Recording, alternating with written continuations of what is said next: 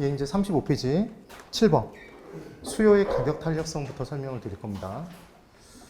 고개를 한번 들어보실까요? 우리 탄력성 내용. 탄력성은 주어진 변화에 대해서 반응된 변화의 정도였죠, 여러분. 반응되는 정도. 근데 반응은 주어진 변화가 없으면 절대로 없다는 얘기했죠. 네.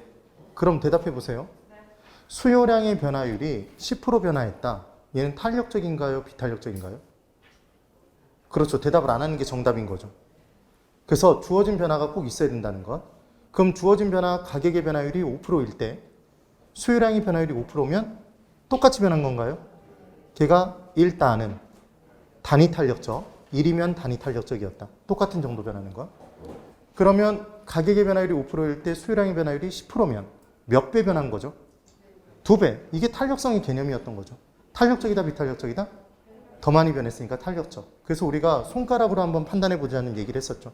한번 해볼까요? 이렇게 벌려보세요. 이게 주어진 변화였죠. 주어진 변화가 이만큼 있을 때 꼭 이만큼 반응이 됐다. 똑같이. 이게 단위 탄력적? 그럼 더 적게 변하면 비탄력적. 주어진 변화보다. 하나도 안 변하면 완전히 비탄력적. 더 많이 변하면 탄력적. 어마어마하게 변하면 완전 탄력적이라고 얘기했던 게 기억나시면 돼요. 그 다음 또 하나. 자, 보세요. 가격은 상하로 움직였죠, 여러분. 항상 주어진 변화는 가격이 변함에 따라 우리는 양이 변하는 정도를 따집니다. 수요량이 변하는 정도는 수요의 가격 탄력성. 공급량이 변하는 정도는 공급의 가격 탄력성이었죠. 그럼 그때 자, 손가락으로 한번 해볼까요? 이게 원래 점이었어요. 가격이 올라갔습니다. 그때 공급량이 하나도 증가가 안 됐어요. 하나도 못 변한 거죠. 그럼 이 위에 찍히죠, 그냥 점이? 네. 그럼 원래 점과 연결시키면 수직선인가요? 그래서 수직선이 나오는 순간 주어진 가격 변화에 대해서 양의 변화가 하나도 없는 거네요. 얘는 완전 탄력적, 완전 비탄력적? 완전 비탄력적. 그때 가격이 상승했는데 공급량이 조금만 증가했어요. 그럼 조금만 옆으로 가면 아까 것과 연결시키면 기울기가 큰가요? 그렇죠. 기울기가 크죠. 경사가 가파르죠. 얘가 탄력적이에요, 비탄력적?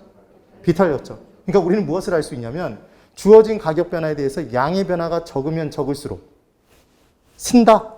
뭐에 가까워진다? 수직선에 가까워지는 거죠. 그런데 주어진 가격 변화에 대해서 양이 많이 증가하면 저기서부터 연결하면 얘는 곡선이 완만해지죠. 기울기가 작아지죠. 그래서 어마어마하게 변하면 수평선이 되잖아요. 양이 어마어마하게 변할 때. 그래서 수평선은 완전 탄력적이다. 그게 기억나시면 되는 거죠. 꼭 기억을 해보셔야 돼요. 그때 수요의 가격 탄력성은 수요의 법칙에 따라 항상 가격과 수요량은 반비례 관계이기 때문에 항상 마이너스로 존재하니까 그 마이너스를 볼 필요 없어서 뭘 씌워버린다? 절대값을 씌워서 플러스로 표현한다고 얘기했던 거 기억나시죠? 그것만 기억해 주시면 됩니다. 그래서 지금 가격의 변화율, 수요량의 변화율에 절대값을 씌워버린 거죠, 지금. 그 다음 중요한 건 지금 그 박스 35페이지 정확히 중간에 박스에 가격의 변화율 분의 수요량의 변화율이죠. 오른쪽 끝부분의 식이. 율의 동그라미 쳐보세요. 율하고 율의 동그라미 치세요. 이거 변화량 분의 변화량 아닙니다. 꼭 비교를 해두셔야 돼요. 율분의 율이라는 걸. 그 다음 괄호 1번 탄력성의 크기에 따른 특성.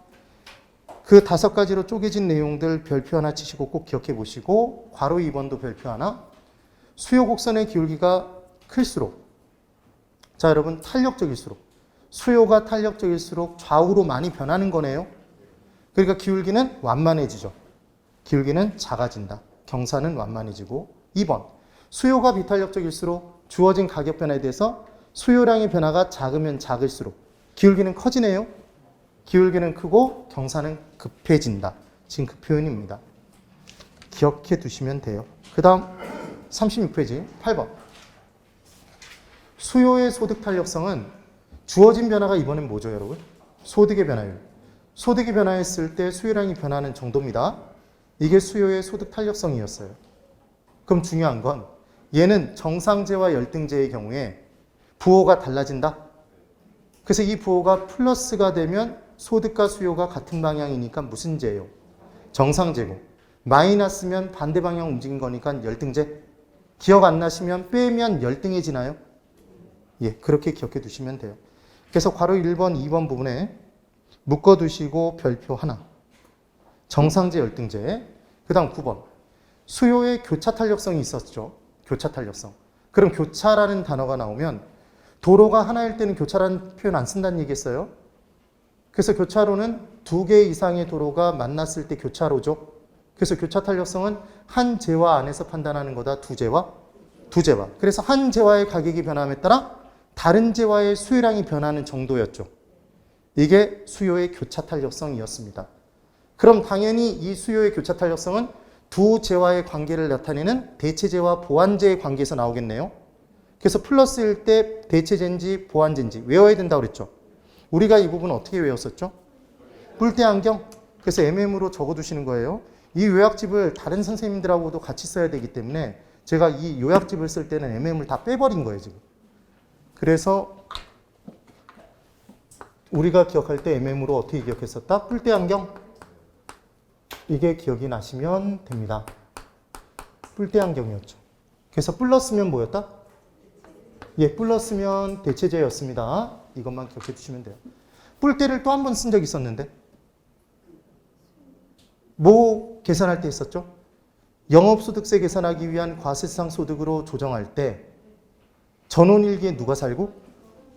순위가 살고, 순위는 무슨 안경? 뿔대 안경을 쓰고 세금을 마감하러 간다? 뿔대 마감 이렇게 얘기했었잖아요. 플러스 대체 충당금, 마이너스 감가상각비. 기억하시면 돼요. 지금 어느 정도 기억하고 계시네요. 지금 분위기가 아주 좋군요.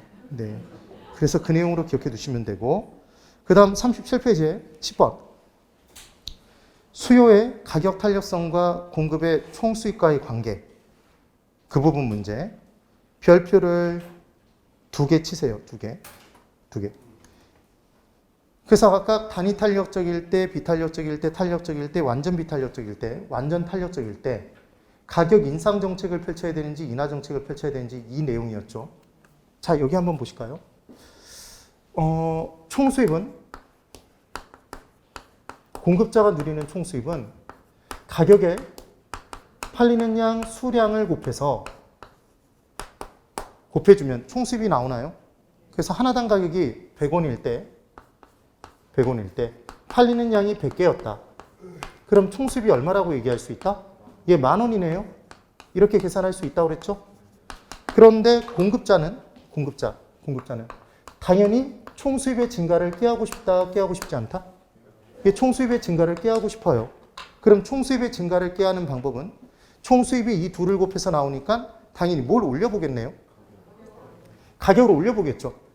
그때 가격을 올렸을 때 수요량이 그대로라면, 가격을 올려도 주어진 가격 변화에 대해서 수요량의 변화가 빵이라면, 가격을 200원으로 올렸을 때 수요량의 변화가 빵이라는 게 100개 그대로 팔린다는 거죠, 여러분? 되셨나요? 그러면 총수입은 20,000원으로 비례해서 증가한다? 뭘 올린 만큼? 가격의 상승폭만큼 총수입이 비례 증가하죠. 완전 탄력적일 때, 비탄력적일 때? 하나도 변하지 않았을 때, 주어진 가격 변화에 대해서. 완전 비탄력적인 재화라면, 이게 얼마나 당연한 얘기냐면, 해당 재화가 완전 비탄력적이라면, 가격 변화에 대해서. 가격을 올려도 량의 변화가 하나도 없는 거죠, 여러분? 그럼 가격을 올린 만큼 총수입은 비례 증가죠. 지금 그 얘기를 하는 거예요. 지금 그 얘기죠. 그런데 이때 가격을 올렸더니 수요량이 꼭 그만큼, 가격을 올린 만큼 줄었어요. 그럼 얘는 똔똔 쌤쌤 또이또이인가요? 그럼 총수입의 변화가 생긴다, 생기지 않는다? 생기지 않는다. 그럼 가격을 내려도 똑같이 수요량이 똑같은 만큼 변화한다면, 주어진 변화만큼 변화하는 게 뭐였죠? 단위 탄력적? 그래서 단위 탄력적인 재화의 경우에는 가격을 올리든 내리든 총수입의 변화에 영향을 하나도 갖고 올 수 없네요. 그러니까 단위 탄력적인 재화의 경우에는 가격 정책이 유효하지 못한 정책인 거죠. 유효한 정책이 될 수가 없는 거죠. 돼야 돼요. 그런데 이번엔 가격을 올렸습니다. 가격을 올렸더니 수요량이 더 많이 감소해요. 총수입의 증가를 꾀하고자 가격을 올렸더니 수요량이 더 많이 감소해버리면, 가격은 올렸지만 팔리는 양이 확 줄었으니까 총수입은 감소한다? 감소하겠죠. 그럼 이렇게 주어진 가격 변화에 대해서 수요량이 많이 변하는 재화, 탄력적인 재화, 비탄력적인 재화? 수요가 탄력적이라면 가격을 올리면 수요가 많이 도망감에 따라 총수입이 감소되니까 그때는 가격을 내려주면 수요량이 더 많이 증가해서 총수입의 증가를 꾀할 수 있겠네요. 네. 그래서 수요가 탄력적일 때는 고가 전략, 저가 전략? 저가 전략을 펼쳐야 된다 이렇게 얘기를 했는데 이게 시험장 들어가서 바로 기억나기 어려우니까 우리는 어떻게 기억을 해주자는 얘기를 했었냐면 탄력성은 힘이다. 힘을 세 글자로 고치면 탄력성. 해보세요. 힘을 세 글자로 고치면 힘이 아니라 탄력성이었죠. 그래서 탄력적일수록 힘이 세다. 따라해보세요. 탄력적일수록 힘이 세다. 예. 그러면 고소득층은 힘이 센가요?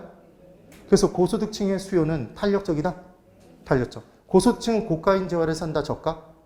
고가. 고가인 재화일수록 탄력성은 커져요. 수요의 탄력성은. 그럼 고소득층은 신규주택을 산다. 중고주택. 신규주택. 고급 주택을 사겠죠? 그러니까 얘들은 탄력적이다, 비탄력적이다? 탄력적이 되네요. 그럼 저소득층은 힘이 약하죠? 수요가 탄력적, 비탄력적? 비탄력적. 저소득층은 저가인 재화, 고가인 재화. 저가. 신규주택, 중고주택? 중고주택. 저급주택, 고급주택? 저급주택. 걔들은 다 수요가 비탄력적이겠네요? 그 내용이 돼야 돼요. 그래서 수요자가 힘이 세냐 약하냐를 공급자는 판단해서 수요자가 힘이 세면 걔한테는 윽박 지르고 아양 떨고 수요자가 힘이 세면 아양 떨어야 뭔가를 뺏어올 수 있죠. 그래서 공급자가 아양을 떠는 건 가격 인상이나 가격 인하죠. 가격 인하 정책이 이게 저가 전략이죠. 저가 정책. 그러면 윽박 지르는 건, 공급자가 윽박 지르는 건 가격 인상 정책인가요? 얘는 고가 전략? 이렇게 얘기를 했었습니다. 그럼 볼까요? 수요자가 이번에 힘이 약해요. 그럼 힘 약한 애한테 뭔가를 뜯어오는 방법은 윽박 지르면 된다? 맞죠? 그래서 수요가 비탄력적인 재화의 경우에는 공급자가 총수입의 증가를 꾀하기 위해 윽박 지른다, 아양 떤다? 윽박 지른다. 고가 전략을 선택하는 게 유리하다. 이렇게 나오겠죠. 됐습니다. 그럼 다시 수요가 완전 탄력적이에요. 그럼 수요자 입장에서 대체할 것이 세고 센 건가요? 그럼 가격을 조금만 올려도 다 뛰쳐나가겠네요. 그럼 하나도 못 팔죠. 그럼 총수입 빵 되죠. 가격을 올렸을 때 수요량이 빵개로 변해버리면 어마어마하게 변해서 빵개로 변해버리면 총수입 빵이죠. 그래서 완전 탄력적인 재화의 경우에는 수요가 어마어마하게 힘이 센 건데 걔한테 돈 내나 윽박 지르면 약간 뺏긴다, 다 뺏긴다. 다 뺏기니까 총수입은 빵 된다. 그걸 기억하시는 거예요. 그럼 이제 이 내용을 가지고 판단해 볼게요. 단위 탄력적이면 수요자와 공급자가 힘이 똑같다고 보시면 돼요. 이 부분에서는. 그럼 가격을 올리든 내리든 윽박 지르든 아양 떨든 서로 똑같은 양 주고받으니까 총수입이 불변이겠죠. 한번 해볼까요? 이제 거기만 보면서 대답해 보시는 거예요.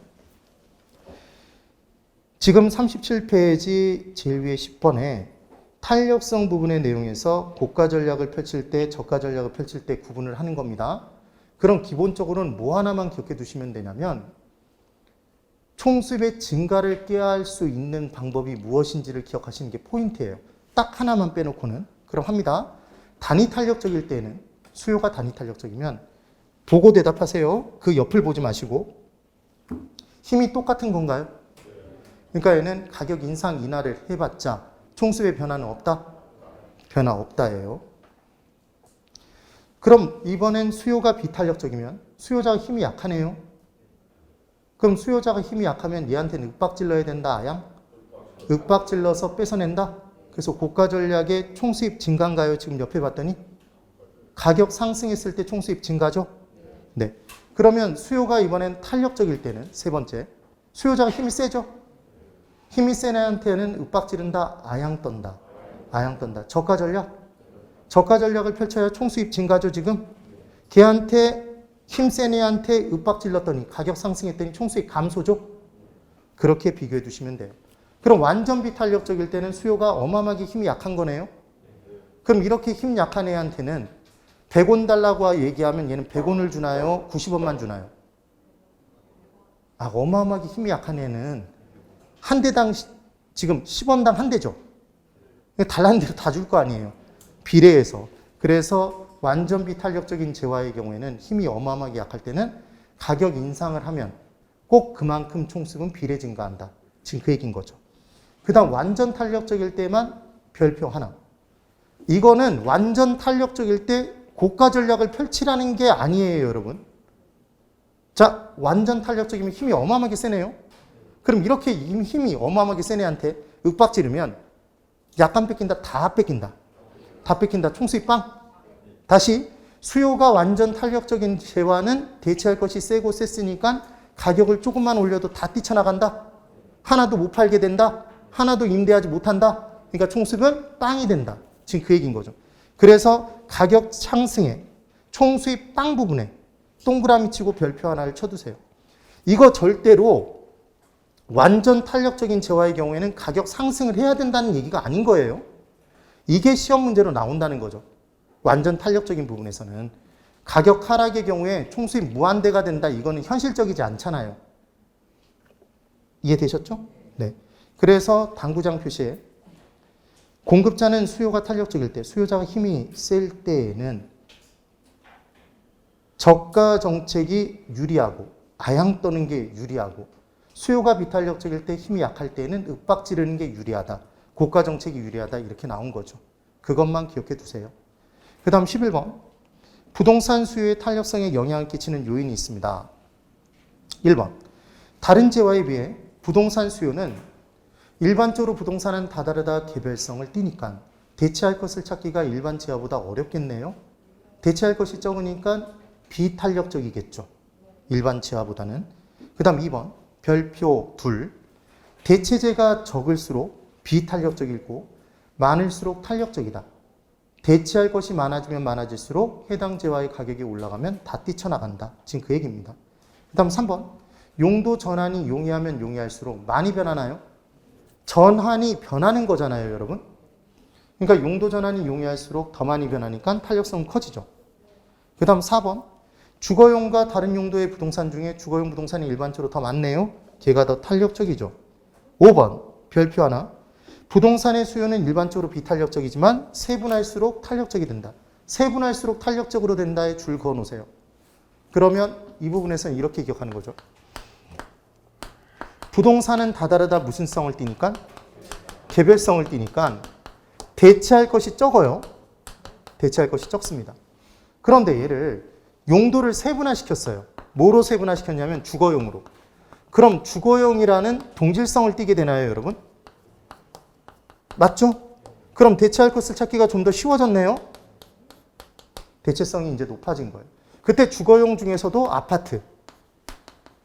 그러면 이때는 동질성이 더 높아졌죠? 그러니까 대체할 것을 더 많이 찾을 수 있겠네요. 그래서 세분화하면 세분화할수록 뭐가 높아짐에 따라 동질성이 높아져서 대체할 것을 찾기가 쉬워지니까 좀 더 탄력적이 된다, 비탄력적? 탄력적이 된다. 안 그러면 어떻게 생각하기 쉽냐면 부동산 1000만, 주거용 부동산 이 중에 600만, 예를 들어 아파트 이 중에 400만. 그러니까 이렇게 세분화할수록 대체할 게 줄잖아, 이 생각을 하기 쉽다고요. 지금 그 얘기가 아니라는 겁니다. 네, 그래서 지금 체크를 해드린 거예요. 그 다음 6번. 단기와 장기 중에 언제 더 많이 변할 수 있죠, 여러분? 장기간 더 많이 변할 수 있겠죠. 그때 주의하실 건 기간은 측정 기간과 생산 기간 이렇게 둘로 쪼갤 수 있어요. 그럼 측정 기간은 말 그대로 주어진 가격 변화에 대해서 수요량이 변하는 정도를 따질 때 하루를 따지느냐, 한 달을 따지느냐, 1년을 따지느냐, 이게 측정 기간이죠, 여러분. 그럼 측정 기간이 길면 길수록 그 기간 중에 많이 변하겠네요. 그러니까 측정 기간의 개념으로는 단기에는 얼마 못 변하고 단기는 비탄력적이죠. 그럼 장기에는 많이 변하겠네요. 장기에는 탄력적이죠, 그 반응이. 그런데 이제 생산 기간이라는 건 뭐냐면 말 그대로 생산하는 데 걸리는 기간이에요. 이 공급 부분에서 얘기를 할 때 생산 기간은 생산하는 데 걸리는 기간이라고요. 그럼 이 분필을 생산하는 데는 1시간이면 가능할 수도 있죠. 개념이. 근데 아파트를 생산하는 데는 1년, 2년 걸리잖아요. 자동차 생산하는데 뭐 일주일 뭐 이런 식으로 시간이 걸리죠? 이게 생산 기간이라고요. 그럼 생산 기간이 짧을수록, 단기일수록 더 많이 빠르게 공급이 가능하겠네요. 그러니까 얘는 단기에 탄력적. 생산 기간이 단기간 소요되는 재화는 가격 변화에 대해서 탄력적이겠죠. 그럼 장기가 소요되는 재화는 가격 변화에 대해서 비탄력적이겠네요. 이 내용이 됩니다. 그래서 공급 기간을, 이제 공급 부분에 들어가서 공급 기간을 얘기할 때 측정 기간인지 생산 기간인지 명확하게 안 주면 기본적으로는 수요와 공급에 공통적으로 사용되는 측정 기간이 기간인 거죠. 그래서 시험 문제가 나올 때 생산 기간으로 내고 싶으면, 이 내용으로 내고 싶으면 꼭 집어 생산 기간이라고 내줘야 돼요. 안 그러면 헷갈릴 가능성이 있으니까. 이해되셨어요? 개념은 쉽잖아요. 개념. 그래서 6번 부분이 뭘 의미하는지 아시면 되고, 7번. 아까 봤죠? 고소득층과 저소득층 중에 힘이 센 사람은 고소득층. 저소득층은 힘이 약하다. 저소득층의 수요는 비탄력적. 상대적으로 고소득층의 수요는 탄력적. 그 다음 8번. 8번과 9번을 묶어두세요. 8번과 9번. 묶으셨나요? 7번도 별표 하나는 치시고 8, 9번도 묶고 별표 하나. 그리고 이제 들어보시는 거예요. 어떤 재화가, 해당 재화가 생활하는데 꼭 필요한 재화입니다. 꼭 필요해요. 그럼 가격이 올라가도 그 수요량을 얼마 못 줄이겠네요. 탄력적이에요? 비탄력적? 비탄력적이죠. 그런데 별로 필요하지 않아요. 그럼 가격이 올라가면 수요량 확 줄여버리면 되잖아요. 탄력적, 비탄력적? 탄력적이겠네요. 그래서 따라해보세요. 필요할수록 비탄력적이다. 이해가 되시나요? 필요할수록 해당 재화의 가격이 올라가도 수요량을 얼마 못 줄인다. 지금 그 얘기인 거죠. 그러면 사치성 재화하고 필수적인 재화하고 뭐가 더 필요하죠? 말 그대로. 필수재가 더 많이 필요하죠? 걔가 더 비탄력적이겠네요. 그 내용. 그래서 필수적 부동산은 비탄력적, 투기적 부동산은 탄력적이다. 이 표현이 나온 거죠. 그 다음 9번. 투자성 부동산과 투기성 부동산 중에 뭐가 더 필요하다? 투자. 투자성 부동산은 비탄력적, 투기성 부동산은 탄력적. 그 얘기입니다. 되셨을 거예요. 그 다음 38페이지. 2번. 부동산의 공급이 있습니다. 자, 부동산의 공급. 그럼 1번. 부동산의 공급의 개념.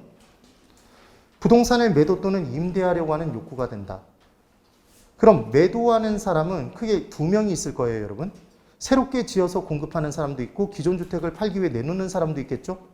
그럼 신규 주택을 지어서 공급하는 건 유량 공급, 저량 공급? 유량 공급. 기존 주택을 공급하는 건 저량 공급. 그렇게 얘기를 할 거예요. 임대차 활동에서는 임대하려고 내놓는 게 공급이겠네요. 네, 그 얘기고. 그 다음 2번에 부동산의 공급량은 신규 공급과 재고 공급으로 쪼개져 있다. 그 부분에 별표 하나. 그 다음 공급함수.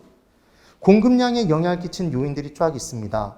그 부분에 해당 재화의 가격이 올라가면 공급량 당연히 증가하죠. 비례관계니까. 생산요소 가격 있나요? 생산요소 가격에 별표 하나.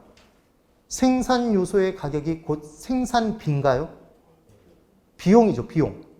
그래서 생산비가 올라갈수록 부담이 커지니까 공급량은 줄겠죠. 공급은 감소한다. 지금 그 얘기인 거죠. 생산기술 수준이 발달되면 공급량 더 많이 증가하겠죠? 경기 전망이 앞으로 좋아질 거라면 공급은 증가하겠네요. 기대 매도자 숫자가 많을 거라면 앞으로 많이 팔려나갈 거라면 많이 내놓는다면 가격이 폭락할 수도 있겠죠? 그럼 공급은 줄 수도 있죠. 그런 개념들이 됩니다. 그 다음 공급 법칙 있어요. 별표 하나 치시고. 가격과 공급량은 비례한다, 반비례한다? 비례관계죠. 그래서 공급 곡선을 우상향하는 곡선, 우하향하는 곡선? 우상향하는 모양을 띠는 곡선이 되더라. 그 다음 공급량의 변화와 공급의 변화에 묶어두시고 별표 3개. 그래서 해당 재화의 가격만 공급량의 변화, 얘만 곡선상의 점의 이동. 얘를 뺀 나머지는 다 공급의 변화, 나머지는 다 곡선의 변화. 곡선 자체의 변화였다. 지금 그 얘기입니다. 꼭 정리하세요. 그 다음 2번 공급 변화의 요인에 한번 쭉 따라서 보시는 거예요. 개념. 그 다음 39페이지. 자, 38페이지에 금리, 그 박스의 중간. 제일 끝에서 세 번째 줄에 금리 있죠, 금리. 금리는 별표 하나 쳐두세요. 이자율이 올라가면 공급자도 돈 빌리기 어려워지는 거죠. 공급 비용이 증가하니까. 그래서 공급은 증가 감소? 감소. 금리가 인하되면 돈 빌리기 쉬워져서 유효 공급 증가. 그 다음 39페이지. 가격 부분에 제일 위에 박스의 두 번째 줄 가격 부분에 별표 하나. 가격 상승이 예상된다면 여러분 앞으로 가격이 상승될 것 같다면 지금 팔까요? 나중에 팔까요? 나중에 팔겠죠. 그럼 지금 현재 공급량은? 공급은 감소하겠죠. 그럼 앞으로 가격이 하락할 것으로 예상된다면 떨어지기 전에 지금 팔아야죠. 그러니까 지금 현재 공급은 증가죠. 판단되셨어요? 이 내용을 안 헷갈리고 꼭 기억을 해 두셔야 돼요. 그 다음 3번에 부동산 공급의 유형이 있습니다. 축조 공급과 관리 공급이 있어요. 관리 공급을 보선 공급과 개선 공급으로 쪼갰네요. 얘는 한 번만 볼 거예요. 자, 여기를 보세요. 여러분 부동산 공급을 할 때 새롭게 지어서 공급할 수 있다고 그랬죠? 이게 신축 공급이죠. 신축. 얘를 뭐라고 표현하냐면 축조 공급이라고 해요. 무슨 공급? 축조 공급. 새롭게 부동산을 지어서 신축해서 공급하는 겁니다. 얘도 공급이죠. 그런데 이번에는 기존의 부동산을 관리해서 내용 연수를 늘릴 수도 있나요? 그렇겠죠. 기존 주택 공급을 기존 주택에 공급을 할 때 얘를 관리를 해서 내용 연수를 늘릴 수 있겠죠. 얘를 무슨 공급이라고 얘기를 하냐면 지금 보신 관리 공급이에요. 그때 이 관리 공급을 크게 두 가지로 구분한 겁니다. 따라 적지 마세요. 거기 다 있으니까. 보선 공급과 개선 공급으로 둘로 쪼갠 거죠. 그럼 내용 연수는 여러분 크게 세 가지가 있죠, 여러분. 우리 공부했지만 언제 공부했냐면 감정평가론 공부할 때 감가수정의 분해법 기억나세요? 감가 요인을 분해했었다. 개를 앞에다 두고 까불까불대면 물기밖에 더하겠냐 기억나세요? 그래서 물리적과 기능적은 회복 가능과 불가능 둘로 쪼개진다고 그랬죠. 그런 내용을 했었어요. 그래서 물경기 감가가 있을 때 그럼 결국 물리적 감가가 다 되면 물리적 내용 연수가 다 된 거고 경제적 감가가 다 이루어지면 경제적 내용 연수가 끝난 거죠. 그 다음 기능적 감가가 다 되면 기능적 내용 연수가 끝난 거네요. 그럼 이 세 가지 중에 가장 오래 버틴기는 게 뭘까요? 경제적으로 끝장났어도 기능이 다 다해졌어도 물리적으로는 존재하죠. 그러니까 가장 긴 건 물리적 내용 연수네요. 그럼 가장 빨리 달아 없어지는 건 경제적 가치겠죠. 이런 내용이 되는 겁니다. 그럼 감정평가를 할 때 무슨 내용 연수가 중요해요? 경제적 가치를 구하고자 하는 거니까 경제적 내용 연수가 중요하죠. 그런데 이때 기존 주택을 관리할 때 둘 중에 뭘 늘리는지가 다르다는 얘기예요. 그래서 이 부분에 기억하시는 방법은 보선 공급은 물리적 내용 연수를 증가시키는 거랍니다. 그래서 얘는 보물섬 이렇게 기억하면 돼요. 보물이에요, 보물. 그 다음 개선 공급은 얘는 경제적 내용 연수와 기능적 내용 연수를 늘리는 거예요. 그래서 혹시 모르니까 좀 기억을 해 두시라는 얘기예요. 나올 가능성 떨어져요. 그렇지만 혹시 모르니까 보물로만 기억해서 혹시 모를 상황에 대비를 해두자. 그 얘기입니다. 그 다음 4번. 토지의 공급은 물리적 공급과 경제적 공급으로 쪼갠대요. 토지의 물리적 절대량을 늘릴 수 있나요? 없다고 그랬죠. 부증성 때문에. 그럼 가격이 올라가도 공급량을 하나도 못 늘리네요. 그럼 얘는 완전 수직선이죠. 완전 비탄력적. 지금 그 얘기입니다. 물리적 공급 부분에 별표 하나. 경제적 공급은 주거용지의 가격이 올라가면 주거용지 공급량 늘릴 수 있어요? 있죠. 다른 용도로 쓰이던 걸 용도 전환해서 공급량 늘릴 수 있잖아요. 네. 이게 용도의 다양성 때문에 가능했던 거죠. 얘가 용도적 공급, 경제적 공급이었습니다. 주의하실 건 지금 물리적 공급 곡선은 수직선이에요, 여러분. 수직선입니다. 부증성 때문에. 근데 경제적 공급 곡선은 얘 반대니까 왠지 수평선 같죠? 근데 수평선이 만약에 된다면 똑같은 가격으로 공급량을 무한대로 늘릴 수 있다는 얘기니까 주거용지의 공급량을 무한대로 늘릴 수 있는 건 아니잖아요. 그러니까 수평선 아니겠죠? 그럼 가격이 올라가면 공급량 어느 정도 늘릴 수 있는 거죠? 그럼 연결하면 상향하는 곡선인 거죠. 이거 수평선으로 딱 집어넣으면 거의 대부분 헷갈려서 틀려요. 주의를 반드시 해두셔야 돼요. 그래서 경제적 공급, 그 밑에다 하나 적어두세요. 경제적 공급은 용도적 공급이라고도 한다. 용도적 공급. 얘는 용도의 다양성 때문에 이루어지더라. 그래서 탄력적 우상향이 되더라. 지금 그 얘기입니다.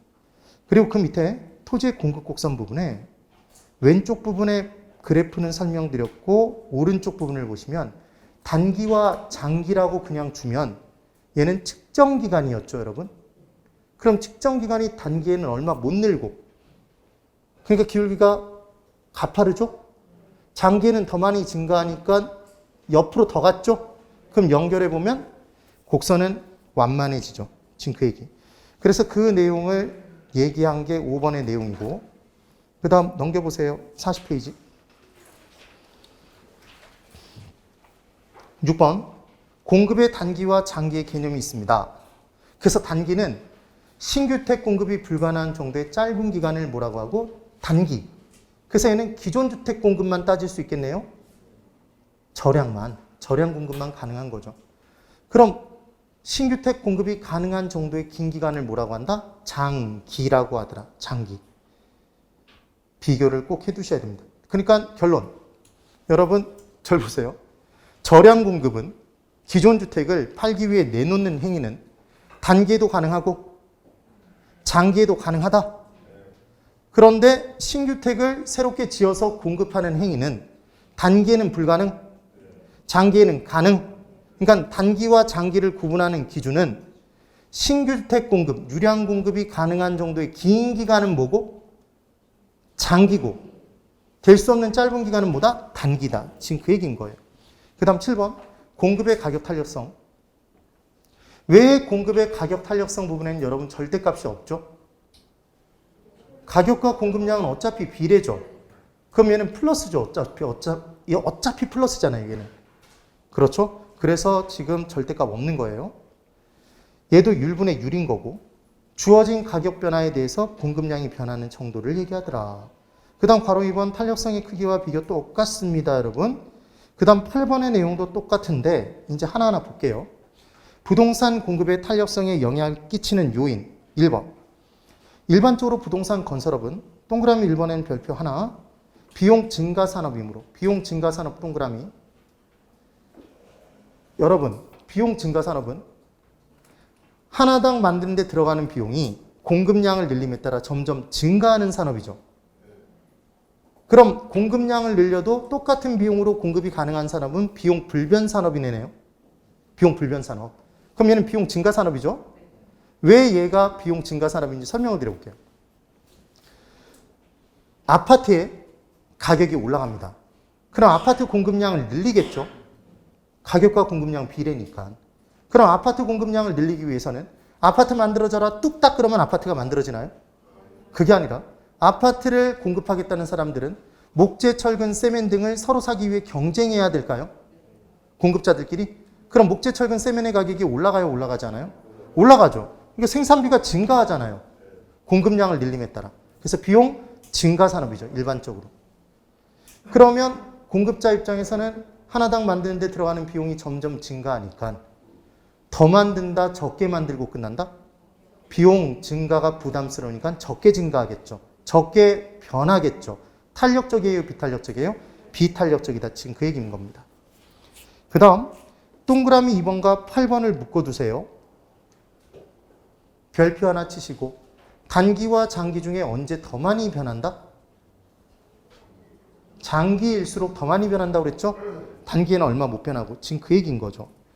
그 다음 3번 토지의 물리적 공급은 단기에 완전 비탄력적이다. 이 단기를 빼버려도 맞고 붙여놔도 맞는 거예요. 단기를 괄호로 묶어보실래요? 단기에는.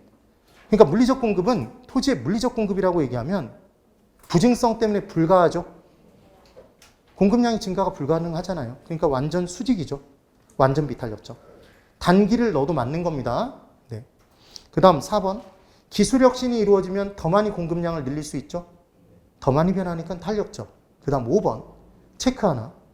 상품의 저장 비용이 많을수록 비탄력적이다. 이게 무슨 표현인지 설명을 드려볼게요.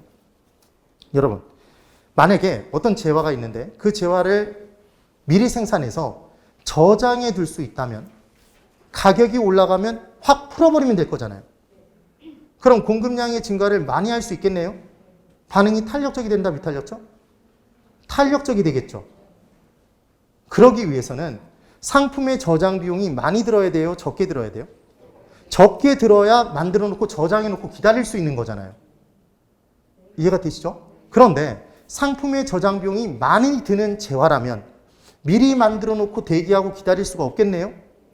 그럼 결국은 가격이 올라갔을 때 그때 공급량을 늘려야 되니까 반응이 느리겠죠. 탄력적, 비탄력적? 비탄력적. 그 내용인 거예요. 지금 그 표현입니다. 그러면 여러분 아파트를 미리 만들어 놓고 보유하면서 공급자가, 건설업체가 보유하면서 팔릴 때까지 계속 기다리면 얘 이자 비용 어마어마하게 나가나요? 그러니까 가격이 올라갔을 때 그때 공급량을 늘려야 될 거잖아요. 수요가 발생했을 때. 그러니까 바로바로 반응이 불가능하겠죠. 지금 그 얘기인 거예요. 그래서 상품의 저장 비용이 많을수록 미리 만들어 놓고 대기할 수 없는 바, 공급의 반응이 비탄력적이다. 지금 그 얘기인 겁니다. 그 다음 6번. 용도 전환이 용이하면 용이할수록 많이 변할 수 있다는 거니까 탄력적이고, 7번. 대체재가 많으면 많을수록 얘도 공급도 마찬가지 좀 더 탄력적이 되는 거예요. 8번 되셨죠? 그 다음 9번에다가 하나만 적어 놓으세요. 이게 아까 적어 놓으셨으면 상관없어요. 이거 기억하시면 되죠. 그러니까 2번과 8번은 둘 다 측정기간의 얘기인 거고, 단순하게 꼭 집어서 생산기간이라고 얘기를 하면 이때는 생산에 소요되는 기간을 얘기하니까 생산기간이 단기일수록 탄력적이 되는 거고, 생산기간이 장기간 걸릴수록 비탄력적이다. 지금 그 내용으로 주의를 꼭 해두시기 바랍니다. 그 다음 41페이지 9번. 공사법상의 규제가 적으면 적을수록, 규제, 제약, 제재가 적으면 적을수록 많이 변한다, 적게 변한다? 많이 변한다. 탄력적, 비탄력적? 탄력적이고. 얘 규제가 많으면 많을수록 적게 변하겠네요? 비탄력적. 지금 그 얘기죠. 그럼 고개 드시고, 지역지구제는 토지 이용의 규제인가요? 그럼 지역지구제가 실시가 되면 지역지구제가 실시되기 전보다 토지의 공급이, 지역지구제가 실시가 되면 토지의 공급이 좀 더 비탄력적이 된다. 맞아요? 지역지구제가 토지 이용의 규제잖아요. 그럼 토지 이용의 규제가 이루어지면 토지의 공급은 더 비탄력적이 되는 거죠. 지금 그 얘기인 거예요. 그 다음 10번. 오래된 재고주택일수록, 이미 지어져 있네요. 그럼 가격 올라가면 팔기 위해 바로 내놓으면 되죠? 탄력적이고. 얘는 지금 수요와 반대죠.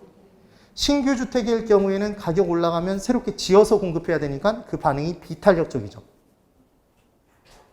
네. 그래서 종합편. 여기서 연결했던 게 우리가 이걸 공부했던 거죠.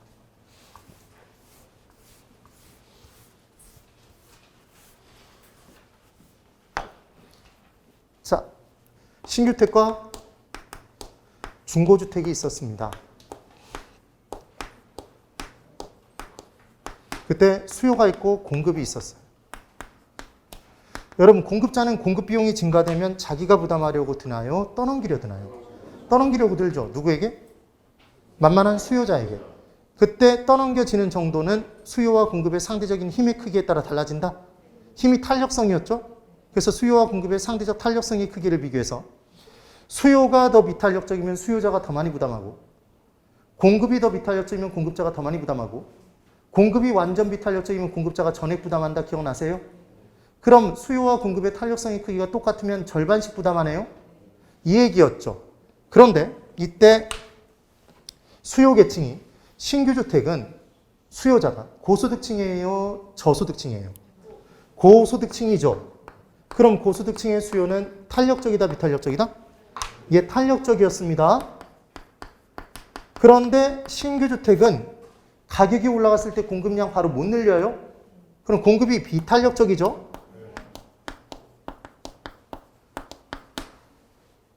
그럼 재산세가 부과가 되면 공급자와 수요자 중에 누가 더 힘이 약하죠? 공급자가 힘이 약하죠. 그러니까 수요자는 힘이 세네요. 그러니까 힘이 센 수요자에게 얼마 세금을 전가를 못 시키죠. 신규주택은. 그럼 고소득층은 세금을 조금만 내죠. 지금 뭔지 알아야 돼요. 그런데 중고주택은 수요계층이 누구죠, 여러분? 저소득층? 저소득층입니다. 저소득층은 돈이 많아요, 적어요? 적어요. 힘이 세요, 약해요? 약합니다. 수요가 비탄력적이죠. 그런데 공급자가 중고주택은 가격 올라가면 공급량 바로 늘려버리면 되네요. 팔기 위해 내놓으면 되죠. 공급이 탄력적이죠. 그럼 이 둘 중에 수요자가 더 비탄력적이니까 수요자에게 더 많이 떠넘겨진다. 그래서 얘는 세금을 더 많이 부담하게 되는 거죠. 그럼 결국 재산세를 신규주택과 중고주택에 똑같은 금액을 부과를 때려버리면 고소득층은 세금을 조금 부담하고 저소득층은 세금을 많이 부담하는 이런 역진세적 효과가 발생한다고 그랬잖아요. 역진세적 효과. 그래서 얘를 없애기 위해서 초과 누진세율을 적용해야 된다. 차등가세 적용해야 된다. 이 내용이 기억나시면 되는 거죠. 이 부분이 최종판인 거죠, 지금. 기억을 꼭 한번 해보셔야 됩니다. 그 다음 41페이지 3번 균형점의 이동이 있었어요, 여러분. 균형점의 이동. 그럼 우리 균형점의 이동을 할 때 균형점은 무엇과 무엇의 조합이다? 균형은? 균형 가격과 균형 거래량의 조합이죠. 균형은 무엇과 무엇이 같은 것? 수요량과 공급량이 같은 것. 절대로 수요와 공급은 같을 수 없다고 그랬어요, 여러분. 그래서 우리는 균형 가격의 변화를 따질 때 왼수를 갖고 있고 왼손 수요, 오른손 공급. 맞죠? 그 다음 균형 거래량의 변화를 따질 땐 증가면 증가, 감소면 감소로 내용을 정리를 했었습니다. 그게 딱 기억이 나셔야 돼요. 그러면 41페이지에 있는 내용을 이제 한번 구분해 보면 거기서 좀 헷갈리는 부분만 잡고 내용을 정리해 보죠. 이걸 판단하면 되잖아요. 연습할 겁니다. 왼손 뭐였어요, 여러분? 수요. 오른손은 뭐예요? 공급. 증가하면 올리고 감소하면 내리고. 유치하다 생각하지 말고 하셔야 나중에 시험장에서 안 헷갈려요. 그리고 시험장에서는 우리는 이제 연습을 해놓으면 나중에는 수요 공급만 이렇게 적어놓고 수요 증가다 그러면 이렇게 올려놓은 상태에서 얘가 더 높네요. 아니, 문제 풀 때. 그럼 초과 수요니까 가격은 상승이죠. 만약에 공급이 감소됐다 그러면 이렇게 해주면 되죠. 그럼 뭐가 더 많아요? 수요가 많죠. 처음엔 같이 시작한 거니까. 초과 수요 가격 상승.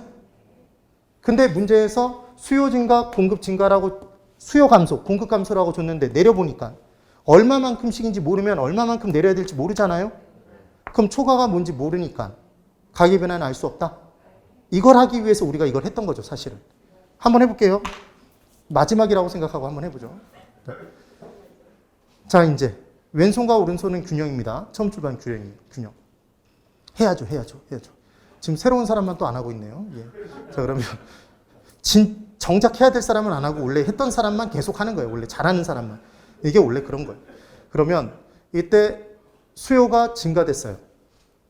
왼손 올려야죠. 왼손이 수요니까. 네. 올렸어요?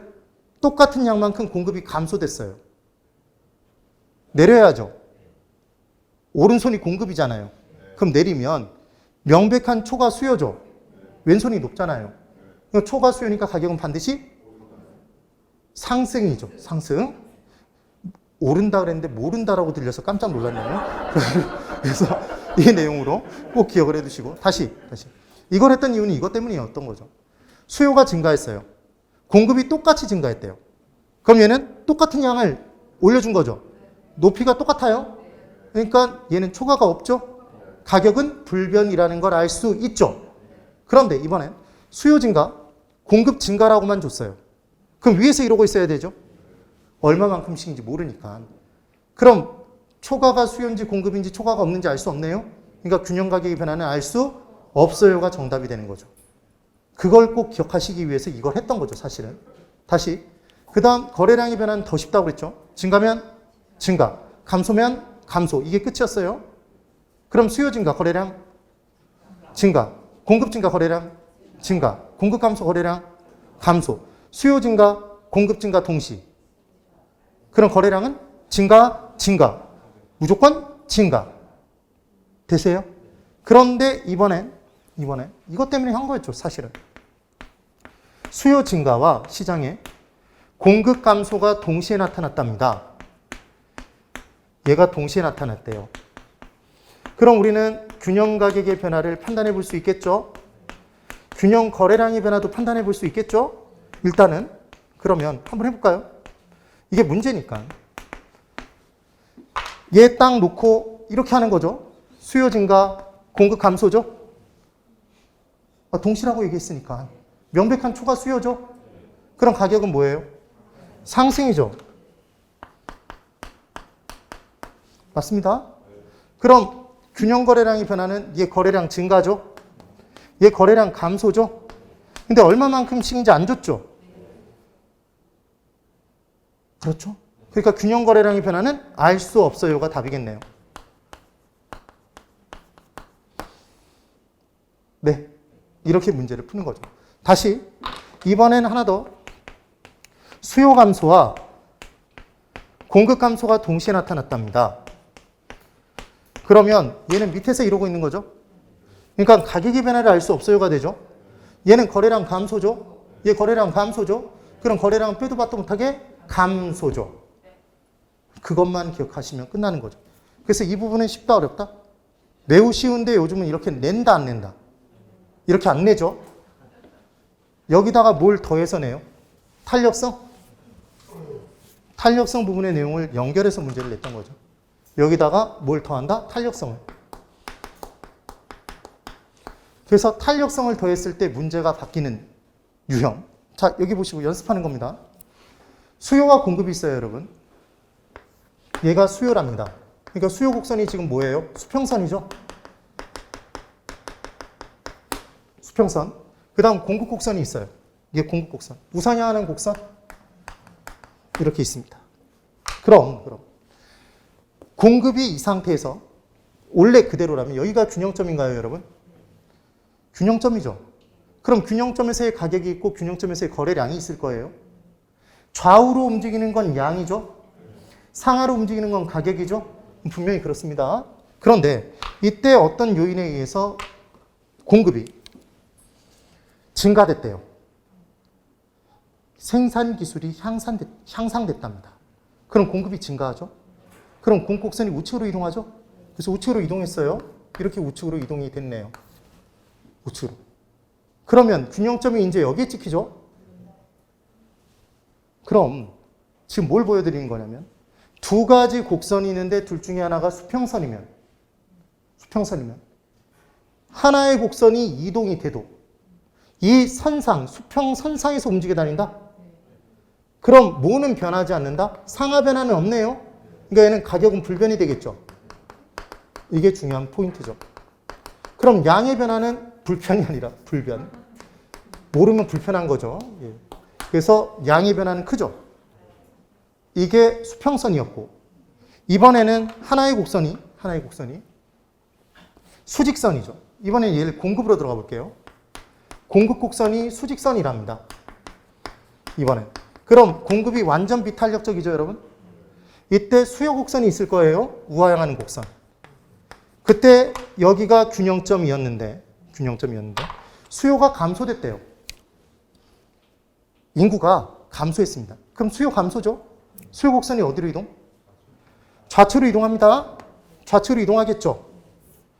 좌측으로 이동이 됐어요. 그럼 점이 여기에 찍히네요.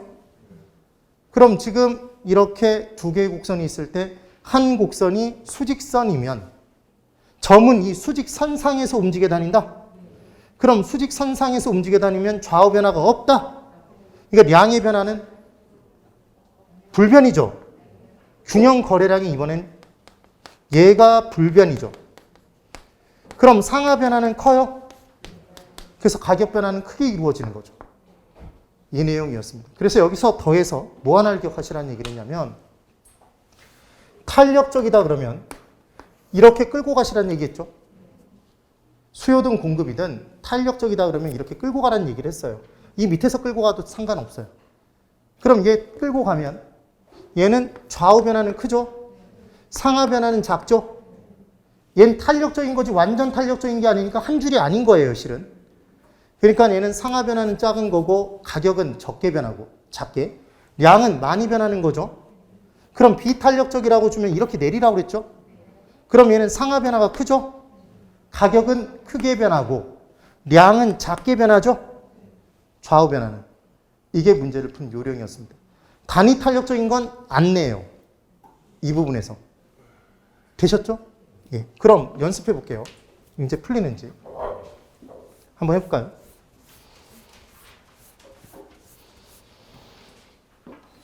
자, 여기 볼까요? 문제. 수요 증가 시 이렇게 나오는 거죠. 똑같은 패턴이죠. 똑같은 패턴. 수요 증가 시. 공급이 비탄력적일수록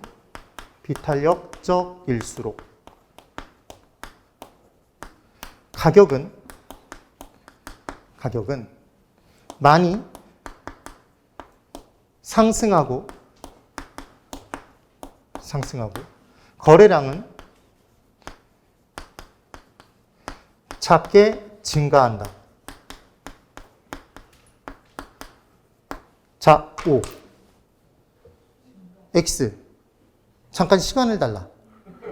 네, 잠깐 시간을 줘야죠. 그래서 그게 정답이겠죠. 여기 보세요. 쉬워요. 정말 쉬워요. 그러니까 수요 증가 시 이렇게 나왔잖아요. 근데 이 부분 얘를 딱 보면 문제의 패턴이 이렇게 정해져 있으니까 얘는 비탄력적이니까 이렇게 내리는 거죠. 네. 그럼 가격 변화는 많이 변하는 게 맞죠? 상하 변화? 양은 적게 변하는 거 맞죠? 작게 변하는 거 맞잖아요. 거기까지 해놓고 지금 수요 증가 시 초과수요? 초과수요. 가격은 상승이죠. 이거 하락이라고 나오면 정말 어이없는 문제죠. 맞죠? 그럼 수요 증가 거래량 증가죠? 증가 맞죠? 맞네요. 그런데 얘가 만약에 비탄력적인 게 아니라 탄력적이라고 줬다면 탄력적일수록 이렇게 줬다면 우린 이렇게 해놓고 푸는 거죠. 그러면 이번엔 양의 변화가 큰 거죠. 가격 변화는 작게 이루어져야 되겠네요. 가격은 작게 상승, 덜 상승하고 거래량은 더 많이 증가하겠네요. 바뀌는 게 느껴지세요? 이때 얘가 완전 탄력적이라고 주면 내용 달라지네요, 이제. 공급이 완전 탄력적 이렇게 줬다면 우리는 뭐만 하나 딱 그려놓고 푼다?